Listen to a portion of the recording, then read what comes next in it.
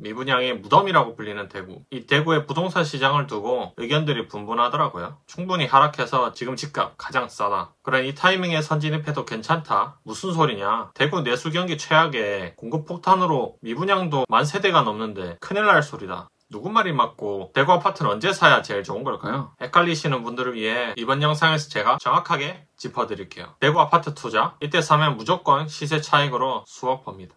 먼저 대구 아파트 집값이 얼마나 하락해서 지금이 가장 싸다고 말하는지 한번 살펴볼게요. 대구 부동산 시장 전체를 보면 21년도 8월에 매매 평당가가 1256만원으로 가장 높았고요. 그 이후 계속 하락하다가 지금은 평당가 99만원 수준에 이르렀습니다. 하락률로 따지면 20.5% 가까이 되더라고요. 각 구별로 대장 아파트는 어떤지 한번 볼게요. 30평대 기준 수성구 대장 아파트는 힐스테이트 버머거든요. 21년 3월에 17억으로 최고점을 찍었다가 23년 5월에 9억 3천만 원까지 떨어졌어요. 지금은 15억 7천까지 거래되고 있답니다. 고점 대비 약 8% 정도 떨어졌고요. 수성구 다음 급지인 중구를 살펴보면 남산 롯데캐슬 센트럴스카이가 대장 아파트인데요. 22년 3월에 9억 3천으로 고점을 찍었다가 22년 12월에 6억까지 떨어졌어요. 현재는 9월에 7억 9,700만 원 가까이 회복을 했답니다. 그래도 고점 대비 16% 정도 떨어졌어요. 두 곳의 공통점으로 고점 찍고 확 떨어져서 바닥을 찍었다가 지금은 서서히 회복되고 있다는 겁니다. 보통 대장 아파트가 그 동네 가격을 리드한다고 하죠. 근데 그 대장 아파트들이 지금 보시면 서서히 바닥을 찍고 회복하고 있는데요. 그러면 이제 대구 아파트는 상승한다고 봐야 할까요? 제가 생각했을 때 분명한 건 현재 대구 부동산은 최악의 분위기는 조금 지나간 것 같아요. 왜 그렇게 생각하냐면 이게 대구 미분양 그래프인데요. 22년 말부터 23년 상반기까지 미분양이 13,000세대까지 폭발적으로 증가했습니다. 근데 그 이후에 서서히 해소되면서 현재는 약 10,000세대까지 줄고 있기 때문이에요. 그리고 매매 거래량도 보시면 2022년에 1,000건도 안 되는 거래량으로 정말 심각했었는데요, 상황이. 근데 23년 이후부터는 그래도 최소 1,500건에서 2,300건까지 매매 거래량이 어느 정도 살아나고 있습니다. 그러면 이제 바로 상승하느냐? 그건 또 다른 얘기예요. 왜냐면 이런 분위기가 또 몇 년 동안 지속될 수도 있는 거예요. 사람들이 흔히 착각하는 게 하락 아니면 바로 상승이라고 생각하는 건데요. 사실 부동산 시장은 주식 시장처럼 몇 달 사이에 급변하지가 않아요. 애매한 조정 기간으로 그냥 몇 년 허비할 수 있는 게 바로 이 부동산 시장이에요. 그래서 하락을 멈췄다고 해서 섣불리 진입하시는 건 또 상당히 위험하다고 보면 됩니다. 그럼 언제 본격적인 상승을 시작하게 될까요? 그건 대구 부동산 시장의 지난 과거를 살펴볼 필요가 있어요. 이 그래프는 매매 전세 평당가 가격 증감 그래프인데요. 대구는 2007년부터 약 1년간 조정을 받다가 2008년 하반기부터 2009년 상반기까지 집값이 떨어졌습니다. 이 회색 그래프 뜨는 게 감소했다는 건데요. 그런 다음 2015년까지 쭉쭉 상승합니다. 이때는 주로 상승을 뜻하는 서강 막대 그래프가 많아요. 그래서 바닥 찍고 상승하는 지점인 2008년 하반기부터 2009년 상반기까지의 무슨 일이 있었는지 살펴보는 게 상당히 중요하겠죠. 이때 크게 두 가지 특징이 있습니다. 첫 번째는 바로 앞에서도 잠깐 살펴봤는데 미분양의 증감 추세가 바뀌기 시작했다는 거예요. 리치고에는 지금과 같이 2007년 2월부터 미분양하게 된 자료가 나오는데요. 이때부터 서서히 미분양이 쌓이다가 2만 세대를 넘는 지경까지 이르렀습니다. 아주 미친 듯이 빨간 막대 그래프가 솟는 거 보이시죠?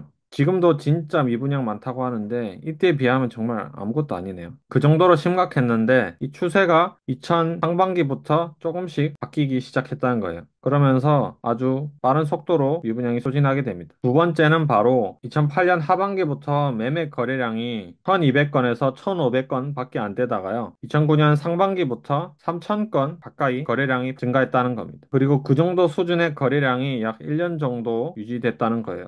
이 두 가지 지표가 중요하다는 건 이 구간을 봐도 알 수가 있어요. 대구가 2009년부터 상승하다가 2010년에 집값이 살짝 꺾이거든요. 이때 미분양이랑 매매 거래량이 어땠는지 살펴볼게요. 이때 미분양 감소하는 추세가 확 줄고 오히려 더 쌓였고요. 그리고 매매 거래량은 다시 수치가 줄어들어서 빨간 막대기에서 파란 막대기로 바뀌는 거 보이시죠? 평균 거래량보다 더 적게 거래가 됐다는 거예요. 이 시기 말고도 2015년에 똑같은 상황이 벌어지는데요. 2015년엔 2010년과는 비교 안 될 정도로 꽤 오랜 기간 동안 크게 하락을 했었는데요. 이때도 미분양과 매매 거래량이 어땠는지 한번 살펴볼게요. 2008년, 2009년도에 비해서는 미분양 절대값 자체는 적지만요. 2015년엔 없던 미분양이 2000세대 가까이 16년부터 확 증가해요. 그리고 매매 거래량도 보면 15년 후반기부터는 계속 파란색 막대기 그래프가 있는 거 보이시죠? 이처럼 거래량이 확 죽고 미분양이 갑자기 증가했다는 거예요. 이처럼 대구 부동산 시장을 바라볼 때는 이 두 가지를 반드시 체크하시는 게 중요합니다. 바로 미분양이 증가하는지 감소하는지에 대한 그 추세와 평균값 대비 매매 거래량이 큰지 작은지에 대한 겁니다. 이때 주의하셔야 될 점은 미분양 자체가 많다고 해서 집값이 떨어지는 게 아니고요. 또 미분양 자체가 작다고 해서 또 집값이 무조건 올라가는 게 아닙니다. 제가 이렇게 얘기하면 어떤 분은 이러실 것 같아요. 이거 그냥 단순하게 입주 물량 많아서 하락하고 적어서 상승하는 거 아니냐고요. 근데 입주 물량은 시장의 하나의 요인으로 작용되는 거지 이것 때문에 집값이 바로 상승하고 하락하진 않습니다. 저 보여드릴게요. 이건 대구 입주 물량 그래프인데요. 2018년과 2019년에는 평균보다 한참 아래 있는 입주 물량이 잡혀 있었죠. 그럼 이때는 무조건 집값 상승했느냐? 근데 오히려 19년 상반기에 집값이 하락했답니다. 그리고 2023년, 24년에는 2년 연속 2만 8천 세대가 입주 물량으로 잡혀 있는 그야말로 공급 폭탄인 해인데요. 근데 오히려 23년에는 살짝 반등하고 24년까지 조정을 받고 있답니다. 즉, 여러분들이 생각하셨던 입주 물량 폭탄으로 엄청 집값이 폭락하진 않았다는 거예요. 이것만 봐도 알 수 있듯이 입주 물량은 집값에 바로 영향을 주지는 않아요. 그래서 여러분들 흔히 공부했던 내용이랑 좀 달라서 많이 혼란스러울 수도 있으실 것 같은데요. 입주 물량을 어떤 개념으로 접근하면 제일 좋은지 제가 딱 알려드릴게요. 일단 입주 물량은 말 그대로 기존 시장에 분양을 해서 공급을 신규로 추가한다는 뜻이잖아요. 근데 그때 부동산 시장이 이 공급을 충분히 받을 준비가 돼 있으면요. 그걸 다 소화하고도 집값이 상승하는 거고요. 근데 받을 준비가 안 되어 있다? 그럼 아무리 입주 물량이 적어도 그거조차도 소화 못해서 집값 하락하는 겁니다. 근데 시장이 받을 준비가 되어 있는지 아닌지 확인할 수 있는 지표가 바로 미분양 증감 지표라는 거예요. 왜냐하면 시장이 소화 못해서 계약조차 안 되고 남아있는 게 바로 미분양이니까요. 그리고 그 입주 물량을 소화하는데 반드시 필요한 게 매매 거래량입니다. 그래서 저는 입주 물량이 아니라 이 매매 거래량과 미분양을 좀 더 중요하게 보셔야 된다라고 강조하고 싶습니다. 그럼 현재 대구는 어떤 상황인지 한번 살펴볼까요? 23년에 미분양 최고점을 찍고 나서 지금은 서서히 하락하고 있는 추세입니다. 그리고 거래량을 살펴보면 최악이었던 22년보다는 2배 가까이 증가한 2000건 초반부터 중반대를 유지하고 있는데요. 이 미분양이 감소하는 추세는 괜찮지만 현재 있는 매매 거래량으로는 상승하기는 부족한 게 사실입니다. 그래서 이 매매 거래량이 충분히 더 일어나 평균보다 더 많이 발생해야 돼요. 그리고 이게 최소 3, 4개월 유지된다? 그럼 다시 상승할 수 있는 준비를 마쳤다고 보시면 될 것 같아요. 물론 미분양이 감소하고 있는 추세는 당연히 유지하고 있어야 됩니다. 그때도. 그럼 이렇게 말씀하시는 분도 있을 겁니다, 분명. 그게 무슨 소리냐. 지금 대구 경기 완전 박살났는데 무슨 집값이 다시 오른다고. 근데 이 기사를 보시면 생각이 좀 달라지실 수 있을 것 같아요. 이건 15년 1월 2일에 나온 기사인데요. 제목 보시면 대구, 경북 주력 수출 품목 결산 및 전망, 공공 얼어붙은 엄동설한 올해 더 어려워진다. 기사 내용을 요약하면요. 한마디로 중국에서 싼 물건을 대량으로 생산하다 보니까 대구, 경북에 있는 수출업체가 완전히 초토화됐다는 거예요.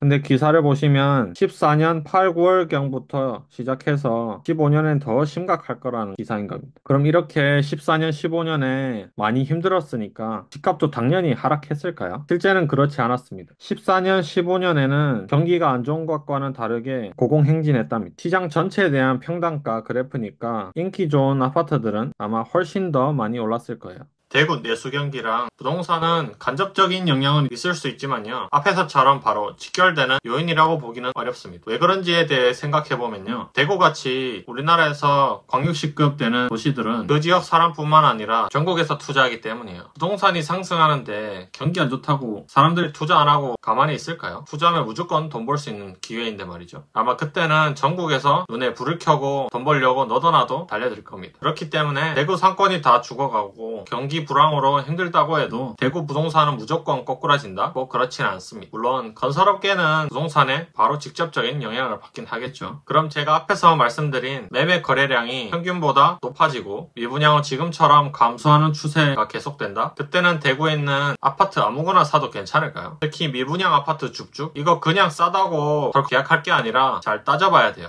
값 다 오를 때 내가 산 것만 혼자 안 올라서 낭패볼 수 있거든. 미분양이라는 건 말 그대로 전세대를 지었는데 미계약이 발생해서 빈집이 생겼다는 거예요. 빈집이 있는 단지는 제 아무리 분양가보다 더 비싸게 매물을 내놓아도 그게 팔릴까요? 그렇지 않습니다. 왜냐면 건설사에서 남은 세대수를 팔려고 할인까지 하기 때문에 분양가보다 더 싸게 살 수 있는데 비싼 매물을 살 이유는 없겠죠. 즉, 미분양 단지는 이 미분양이라는 딱지를 벗어나야 집값이 올라갈 수 있어요.